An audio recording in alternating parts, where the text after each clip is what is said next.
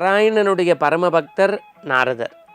நின்றால் நாராயணா, படுத்தால் நாராயணா, அமர்ந்தால் கோவிந்தா என்று சொல்லக்கூடிய அந்த நாரதர் ஓரிடத்தில் இருக்க மாட்டார். உலக சஞ்சாரம், அதாவது அப்படியே தேசாந்திரியாக பயணப்பட்டு கொண்டே இருப்பார்.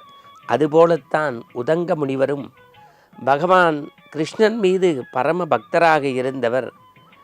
பொதுவாக ஒரு இடத்தில் இல்லாது அவர் மீது கொண்ட அன்பால், கருணையால், பக்தியால், பண்பால் பயணப்பட்டு கொண்டே இருப்பார். கிருஷ்ணர் உதங்க முனிவருக்கு ஏதேனும் செய்ய வேண்டும், கருணை பொழிய வேண்டும் என்று ஆசைப்பட்டு ஒரு நாள் உதங்க முனிவர் கண்முன்னே தோன்றி, உனக்கு ஏதேனும் செய்ய வேண்டும், காரணம் உன்னை துறந்து இந்த மண்ணுக்காக மக்களுக்காக நல்லது செய்யக்கூடிய உங்களுக்கு ஏதேனும் ஒரு வரம் கேளுங்கள், தருகிறேன் என்றார்.